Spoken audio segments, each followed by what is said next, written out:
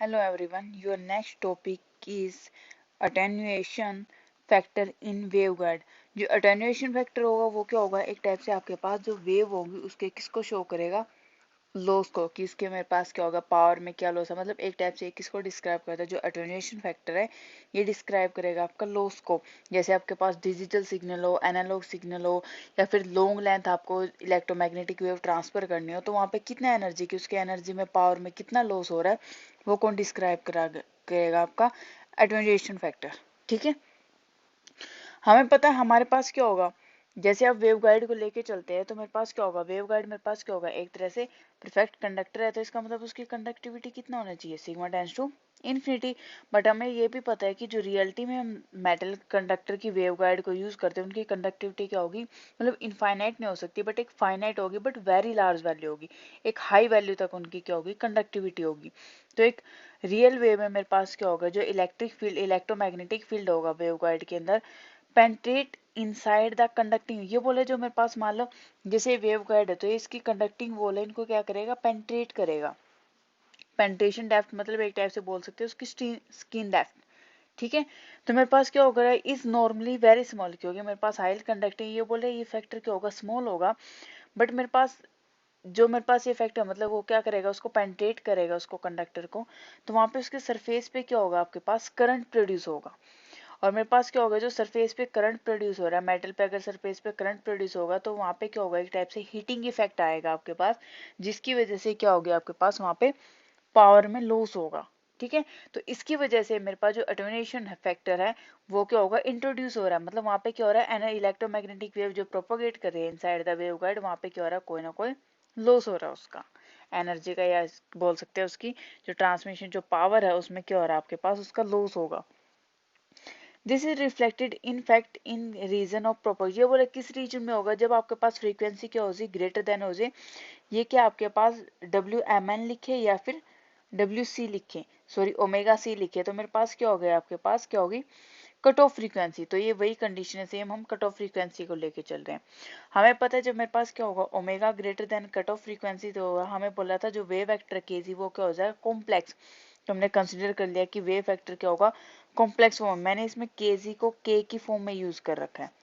ठीक है, के ही लिखा मिलेगा आपको हर जगह पे। तो हमने बोला मेरे पास क्या होगा, ये क्या होगा, हमने वहां पे बोला था कॉम्प्लेक्स वेव में होगा, तो मेरे पास क्या होगा, ये किस में आ गया, कॉम्प्लेक्स में। और वहां पे कंडीशन आ गई था अगर कॉम्प्लेक्स में है तो मेरे पास वेव क्या होगी, प्रोपोगेट नहीं करेंगे, क्योंकि मेरे पास हम क्या लेके चले थे कि वहां पे क्या होगी, इन्फिनिटी होगी आपके पास, जो भी कंडक्टिविटी है वो क्या होगी, इन्फिनिटी। बट ये प्रैक्टिकल वे में बात करें तो मेरे पास क्या होगी, एक फाइनाइट वैल्यू मिलेगी कंडक्टिविटी की यहाँ पे। तो मेरे पास क्या होगा, दूसरे ये बोले जो मेरे पास नॉन वेनिस फैक्टर होगा इसके अंदर, वो किस पे डिपेंड करेगा, जेड के ऊपर, क्योंकि जेड के अलोंग प्रोपोगेट कर रहे हैं। तो मेरे पास ई किसके इक्वल था, आयटा के g z minus eta omega t. जो ओमेगा टी वाला फैक्टर है उसको हमने नेग्लेक्ट कर दिया, सिर्फ हम किसकी डिपेंडेंस देख रहे हैं, जेड की डिपेंडेंस निकाल लिया वहां से। तो मेरे पास क्या आ जाएगा, के की जगह क्या आ जाएगा आपके पास, वही के जी प्लस आइटा अल्फा, तो मेरे पास के जी की जगह क्या आ गया, आइटा के जेड, वहां पे क्या था माइनस, क्योंकि मेरे पास यहाँ पे आएगा minus eta, sorry eta eta minus one, तो मेरे पास क्या हो जाएगा अल्फा। सेम ऐसे मेरे पास क्या हो जाएगा बी के केस में, जैसे मेरे पास ये था फैक्टर ई, ई किस पे डिपेंड करेगा, ई आइटा के जी जेड, यही होगा, के जी की जगह हमने क्या पुट कर दिया, के जी प्लस आयोटा अल्फा जेड, तो मेरे पास ये क्या आ जाएगा, आयोटा के जी और iota iota iota square minus हो गया, तो ये क्या आ जाएगा अल्फा जेड। तो इस फॉर्म में है, ऐसे मेरे पास क्या आ जाएगा बी का फैक्टर। और जो मेरे पास अल्फा है, अल्फा को क्या बोलोगे, आपके पास क्या है ये, जो मेरे पास अल्फा यहाँ पे कांस्टेंट शो कर रखा है, इसको बोलोगे अटेन्यूएशन कांस्टेंट। ठीक है, या फिर बोल सकते हैं attenuation coefficient. In this case they, ये बोला है मेरे पास क्या होगा, इस केस में मेरे पास जो एवरेज पावर क्या होगी, ट्रांसमिट होगी किसके लॉन्ग, जेड एक्सिस के लॉन्ग। तो मेरे पास जो पावर ट्रांसमिट हो रही है इलेक्ट्रोमैग्नेटिक वेव को किससे शो करते हैं, पॉइंटिंग वेक्टर से। पॉइंटिंग वेक्टर क्या होगा, energy per unit time per unit area, आपके पास क्या होगा, ट्रांसपोर्ट बाय फील्ड। मेरे पास एक मतलब फील्ड में क्या होगी, per unit area per unit time कितनी एनर्जी ट्रांसफर करेगा, एक टाइप से क्या करेगा, पॉइंटिंग वेक्टर डिस्क्राइब करेगा। तो पॉइंटिंग वेक्टर क्या होगा, हाफ एस क्रॉस एच की फॉर्म में होगा आपके पास, सॉरी ई क्रॉस एच की, इलेक्ट्रिक फील्ड और आपके पास जो मैग्नेटिक फील्ड का उसका क्या होगा, क्रॉस प्रोडक्ट को शो करेगा। तो मेरे पास ये पावर, ये क्या आ जाएगा पावर, तो मेरे पास पावर क्या होगी, पावर मेरे पास एक सरफेस, क्योंकि हमने बोला था वहां पे क्या होगा, सरफेस एरिया पे मेरे पास सरफेस पे क्या होगा, करंट इंड्यूस होगा, तो मेरे पास क्या होगा, जो पावर लॉस होगी वो क्या सरफेस एरिया के अकॉर्डिंग ही लेंगे। तो क्या होगा, अगर हम इलेक्ट्रिक फील्ड मेरे पास क्या होगा, ई डी ए जेड क्या होगा, यूनिट वेक्टर के अबाउट प्रोपोगेट करे हुए ऐसा आपका pointing vector E cross H का क्रॉस प्रोडक्ट होता है, तो हमने क्या कर लिया, इसका सिर्फ रियल फैक्टर कंसीडर कर लिया। तो मेरे पास ये फैक्टर किसके इक्वल आ जाएगा, नियरली इक्वल होगा आपके पास E minus two alpha Z के।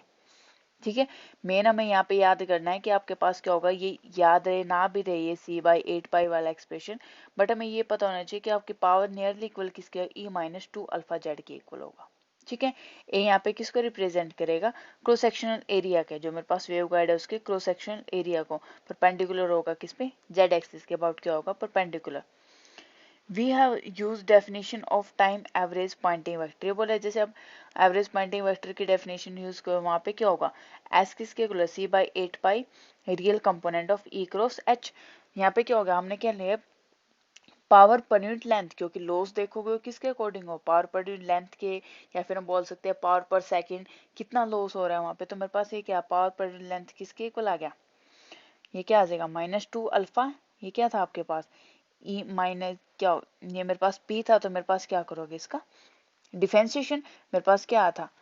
ये आ गया आपके पास, यहाँ पे लिख सकते हैं कि पी जेड क्या आपके पास E minus two alpha Z, तो D P Z by d Z किसके इक्वल आ जाएगा माइनस, या फिर मेरे पास पावर टू अल्फा और मेरे पास क्या E minus two alpha Z, तो आपके पास ये क्या बचेगा minus two alpha P Z. तो मेरे पास क्या हो गया, ये क्या होगा नेगेटिव फॉर्म में, तो मेरे पास पावर का क्या हो रहा है, लॉस हो रहा है, तो मेरे पास क्या आ जाएगी power loss per unit length आ जाएगी, ये वैल्यू आ गई। यहाँ से अल्फा की वैल्यू निकाल सकते हैं, अल्फा क्या आ जाएगा टू, यहाँ पे तो ये मोड में डिफाइन कर रखा है, तो मेरे पास one by two p z d p by d z. इसको अगर मैं फॉर्मूला के फॉर्म में लिखे तो ये क्या होगा, ये किसको डिफाइन करा, पावर पर यूनिट लेंथ, ये क्या आ जाएगा power per unit length multiply ये two factor as it is, और ये क्या होगा पावर जो हमने ट्रांसमिट की थी, तो मेरे पास क्या ये पावर पर यूनिट लेंथ, ये क्या आगे जो पावर आप ट्रांसमिट कर रहे हो। ठीक है, अब मेरे पास क्या हो गया, जैसे हमें जो मेरे पास अटेन्युएशन फैक्टर है उसको फाइंड आउट करना है, तो मेरे पास क्या चाहिए यहाँ पे पावर पर लेंथ फाइंड आउट करनी पड़ेगी, तो इसके लिए आप कैलकुलेशन को आगे प्रोसीड करोगे, a precise calculation of loss factor, या फिर हम बोल सकते हैं जो मेरे पास एक कैलकुलेशन मतलब फर्दर कैलकुलेशन है किसके लिए, अटेन्युएशन फैक्टर के लिए, तो आपके पास क्या होगा can be carried out systematically starting from, हम क्या करेंगे जो मेरे पास मैक्सवेल कंडीशन आई थी टेंजेंशियल फॉर्म में, तो बोले वहां से क्या होगा सिस्टमेटिकली स्टार्ट करेंगे, हमें पता है कंडक्टिविटी आप फाइनाइट कंसीडर करके चलोगे, एंड अप्रोक्सीमेट जो मेरे पास कैलकुलेशन होगी उसके जैसे कैलकुलेशन करेंगे, तो मेरे पास क्या होगा हम कंसीडर करें मेरे पास क्या होगी वॉल क्या होगा एक टाइप से परफेक्ट कंडक्टिंग वॉल है। ठीक है, और मेरे पास हमारे पास जैसे उस पे करंट फ्लो करेगा वहां पे सॉरी हाँ जो मेरे पास पावर है वहां पे क्या होगी पेंट्रेट करेगी, तो वहां पे क्या आ रहा था आपके पास करंट फ्लो कर रहा था, उसके वजह से एनर्जी में क्या हो रहा था कुछ ना कुछ लॉस हो रहा था। ठीक है, तो मेरे पास जूम कर लेते हैं solution inside the wave guide are ineffective significantly in if conducting surface has finite, ये बोले मेरे पास जो इनसाइड वाला सरफेस है वो क्या होगा उस पर कोई इफेक्ट नहीं पड़ेगा अगर हम कंडक्टिविटी फाइनाइट या फिर लार्ज लेके चल रहे हैं, ये हमने अज्यूम की है। तो मेरे पास क्या this aloe the calculate power flow along the, तो हमारे पास क्या पावर निकालने अलोंग द वेव गाइड, तो क्या आ जाएगा ये फैक्टर होगा माइनस सी जेड क्या है यहाँ पे impedance factor mu by eight pi D A, वही आपके पास सरफेस एरिया रियल फैक्टर हो गया किसका, ये मेरे पास जेड क्रॉस एच परपेंडिकुलर, और मेरे पास ये क्या हो परपेंडिकुलर एच की फॉर्म में, तो हम डायरेक्ट लिख सकते हैं सी या पी जेड लिख सकते हैं c z mu eight pi into ये a surface cross section area wave guide का d a h perpendicular, so ये मेरे पास कहाँ से आएगा बाउंड्री कंडीशन से, तो यहाँ से आपके पास डायरेक्ट वैल्यू आ जाएगी जेड इम्पिडेंस की। अगर मैं वैल्यू बताऊं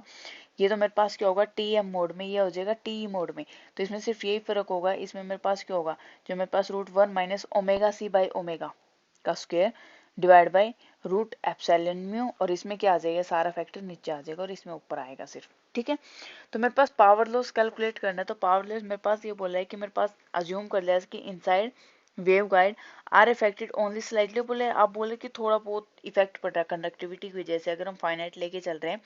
तो हमने कंसिडर कर लिया कि मेरे पास क्या होगा, this is particularly true for किसके लिए, टेंजेंशियल, ये पूरा मैग्नेटिक फील्ड का कौन सा कंपोनेंट लेके चले आप, टेंजेंशियल कंपोनेंट। तो ये क्या आ जाएगा मेरे पास, टेंजेंशियल लेके चलते हैं तो मेरे पास क्या होगा एन क्रॉस एच। तो मेरे पास हम बाउंड्री कंडीशन कंसिडर करके चलेंगे तो मेरे पास अब हमारे पास क्या होगा, जैसे हम टेंजेंट कोई भी कंपोनेंट लेके चले हमें पता है सरफेस के ऊपर क्या होगा, करंट फ्लो करेगा। तो मेरे पास जो इंड्यूस करंट है वो किसके इक्वल आ जाएगा, एच, यहाँ से क्या हो जाएगा इंड्यूस करंट की फॉर्म में 4π/c/j/s is equal to N cross H, क्या होगा एन टेंजेंशियल के, क्या होगा यहाँ से इंड्यूस करंट की फॉर्म में आ गया। तो मेरे पास क्या हो गया, क्या आ जाएगा एक टाइप सरफेस करंट की वजह से हीटिंग होगी, हीटिंग की वजह से क्या होगा वहाँ पे पावर लॉस होगा। तो मेरे पास पावर लॉस क्या आ जाएगा पर यूनिट लेंथ, क्या आ गया आपके पास आर एस के यहाँ पे रेजिस्टिव फैक्टर,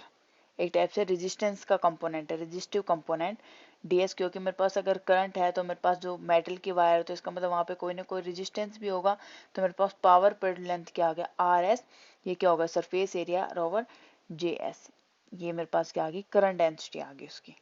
ठीक है। उसके बाद हम डायरेक्ट लिख सकते हैं, मेरे पास क्या होगा, जो मेरे पास जेड एस फैक्टर किसके इक्वल हो जाएगा, यहाँ से आर एस की वैल्यू हमें पता है तो मेरे पास क्या आ जाएगा जेड एस, क्या आ जाएगा आर एस, तो आपके पास क्या होगा रेजिस्टिव कंपोनेंट, ठीक है, ऑफ सरफेस। तो मेरे पास इंपीडेंस क्या हो जाएगा, सिर्फ में यहाँ पे क्या आ जाएगा 1 - आइटा का फैक्टर, जैसे वो बोलते हैं इनवर्स रेजिस्टेंस इनवर्स, मेरे पास क्या होगा ये क्या होगा रेजिस्टेंस और ये क्या हो गया उसका मेरे पास इम्पीडेंस फैक्टर, ठीक है। तो परफेक्ट अगर कंडक्टर है तो मेरे पास सिग्मा किसको टेंस करेगा इन्फिनिटी को। तो मेरे पास ये बोल रहा है पावर क्या हो जाएगा, पावर लॉस क्या हो जाएगा इन्फिनिटी, वहां पे आइडियल कंडीशन है मेरे पास।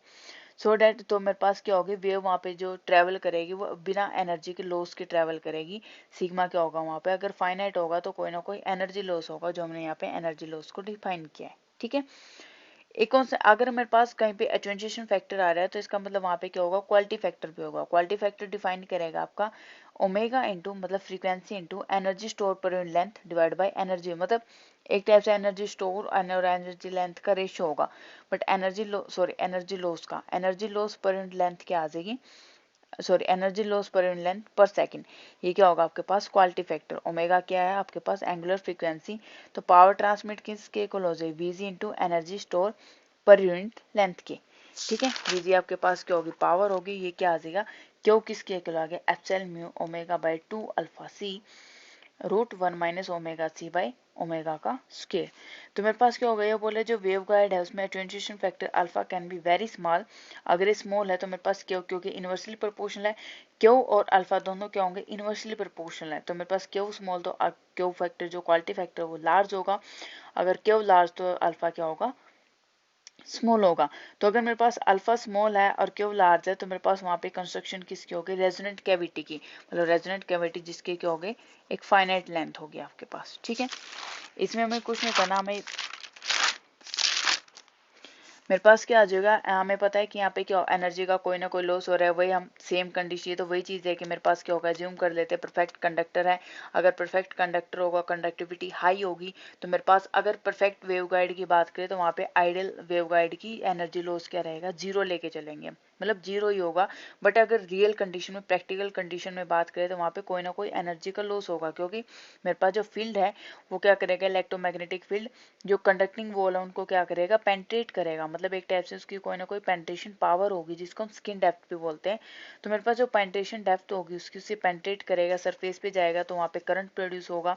तो वहाँ पे जब करंट आएगा तो वहाँ पे क्या होगा आपके पास एनर्जी लॉस होगा हीट की फॉर्म में। तो मेरे पास क्या होगा हमें वही चीज़ फाइंड करनी है कि कितना एनर्जी लॉस होगा। हाँ ये बोले जो मेरे पास एनर्जी लॉस है किसकी कंडीशन में हम लेके चलेंगे कि मेरे पास क्या होगा जब फ्रीक्वेंसी ग्रेटर देन क्या होगी कट ऑफ फ्रीक्वेंसी से। तो हमने वहाँ पे भी बोला था कट ऑफ फ्रीक्वेंसी से ग्रेटर होगी तो आपके पास क्या होगा कॉम्प्लेक्स फैक्टर आ जाएगा। तो हमने क्या कर दिया कॉम्प्लेक्स कंपोनेंट कंसिडर कर लिए। उसके बाद हमें पावर लॉस, पावर कितना लॉस हुआ ये डिफाइन करना, तो हम किससे करेंगे पॉइंटिंग वेक्टर से। तो मेरे पास पॉइंटिंग वेक्टर की हेल्प से हमने क्या कर दिया पावर को डिफाइन कर दिया। ठीक है। अब यहाँ से पावर के मेरे पास क्या हो गया, यहाँ से क्या हो गया अल्फा फैक्टर, मतलब मेरे पास क्या हो गया अटेन्यूएशन, जो मेरे पास अटेन्यूएशन फैक्टर है वो फाइंड आउट कर लिया। तो यहाँ से इसके हेल्प से क्या होगा, अब हमें जो अटेन्यूएशन फैक्टर है इसके लिए क्या चाहिए, पावर लॉस्ट पर यूनिट लेंथ। तो हमें क्या निकालना पड़ेगा, power loss per unit length find out करनी पड़ेगी। उसके लिए हमने क्या होगा बाउंड्री कंडीशन को यूज किया है। तो बाउंड्री कंडीशन को यूज करके वही सेम कंडीशन कि मेरे पास क्या होगा, यहाँ पे भी क्या होगा वही फाइनाइट जो कंडक्टिविटी है वो कंसीडर करके चलेंगे। तो मेरे पास क्या आ जाएगा, यहाँ से क्या आ जाएगा पी जेड की, मतलब हम क्या लेके चले टेंजेंशियल कंपोनेंट लेके चलेंगे। यहाँ पे पी जेड क्या आ गया, सी जेड, जेड इंपीडेंस है, म्यू बाई 8 पाई, ये क्या होगा आपका सरफेस एरिया, एच परपेंडिकुलर का स्केयर, ये मोड की फॉर्म में लेके चले। तो यहाँ से मेरे पास दो फैक्टर, एक इंपीडेंस डिफाइन कर दिया हमने टीएम और टी के लिए, ये क्या होगा इन दोनों में सिर्फ एप्सिलॉन में दोनों में नीचे रहेगा और ये क्या आ जाएगा नीचे आ जाएगा दोनों के केस में। ठीक है, ये मेरे पास क्या आ गया इनका इंपीडेंस फैक्टर आ गया। अब हमारे पास क्या हो गया इम्पीडेंस, हमें तो पावर निकालनी पर यूनिट लेंथ की। तो हम अब इसका कौन सा टेंजेंशियल कंपोनेंट लेके चलेंगे। तो टेंजेंशियल कंपोनेंट किसके इक्वल होगा, एन क्रॉस एच के, और सरफेस पे करंट फ्लो करेगा तो मेरे पास क्या वहाँ पे करंट इंड्यूस हो रहा है, तो मेरे पास क्या हो गया क्या आ गई सरफेस करंट डेंसिटी, क्योंकि सरफेस पे करंट प्रोड्यूस हो रहा है तो हम क्या लेके चल रहे हैं सरफेस करंट डेंसिटी लेके चल रहे हैं 4 पाई/c GS is equal to N cross H. ये क्या हो गया टेंजेंशियल कंपोनेंट के इक्वल आ जाएगी। हम यहाँ पे एनर्जी लॉस निकालना पर लेंथ, वो किसके इक्वल आ जाएगा एनर्जी लॉस सी स्क्वायर आर एस जो रेजिस्टिव फैक्टर, क्योंकि मेटल है तो वहाँ पे कोई ना कोई रेजिस्टेंस का भी इफेक्ट होगा। तो ये क्या होगा आपके पास resistive factor c square r s 16 pi square into इस पूरे का होल सरफेस आपके पास, क्योंकि पूरे सरफेस की बात करोगे D S H tangential square. वही मेरे पास यहाँ पे जैसे एस परपेंडिकुलर स्केल ये सेम फैक्टर यहाँ पे लेके चल रहे हैं, सेम है आपके पास, बस यहाँ पे क्या होगा स्क्वेयरिंग फॉर्म में टर्म आ जाएंगे आपकी। आर एस क्या होगा आपके पास रेजिस्टिव कंपोनेंट, तो हमारे पास क्या आ जाएगी इसकी वैल्यू आ जाएगी, अगर लर्न है तो लिख देना अदरवाइज छोड़ भी सकते हो। तो जेड एस ये इंपीडेंस डिफाइन कर देंगे तो मेरे पास क्या है, या फिर डायरेक्ट लिख सकते हो 1 minus iota into R S, अगर एग्जैक्ट वैल्यू ना लर्न हो तो। एज आ वही सेम कंडीशन परफेक्ट कंडक्ट, अगर आप जहाँ पे एटेन्यूएशन कोएफिशिएंट आएगा तो इसका मतलब वहाँ पे क्या करोगे क्वालिटी फैक्टर को डिफाइन करोगे, क्यों किसके इक्वल आ जाएगा omega into energy store per unit length divide by energy loss per unit length पर सेकंड। तो हमें ये फाइंड आउट करनी है, तो हमें ये ग्रुप वेलोसिटी की फॉर्म में लिख दिया। तो ये क्या आ जाएगी आपके पास क्यू की वैल्यू हो जाएगी, क्यू क्या होगा इन्वर्सली प्रोपोर्शनल होगा अल्फा के। अगर आपके पास एटेन्यूएशन फैक्टर ज्यादा है तो क्यू कम, क्यू ज्यादा है तो एटेन्यूएशन फैक्टर कम। तो मेरे पास एक टाइप से दोनों क्या होंगे, यहाँ पे लिख सकते हैं क्यू इन्वर्सली प्रोपोर्शनल 1/अल्फा, या फिर लिख सकते हैं क्वालिटी फैक्टर इन्वर्सली प्रोपोर्शनल होगा किसके एटेन्यूएशन कोफिशिएंट के। ठीक है, अगर मेरे पास क्यू फैक्टर आपका लार्ज है तो इसका मतलब मेरे पास वहां पे होगा क्यू अगर लार्ज आपके पास, तो एक कंडीशन किसके कंस्ट्रक्शन किसकी होगी रेजोनेंट कैविटी की। ओके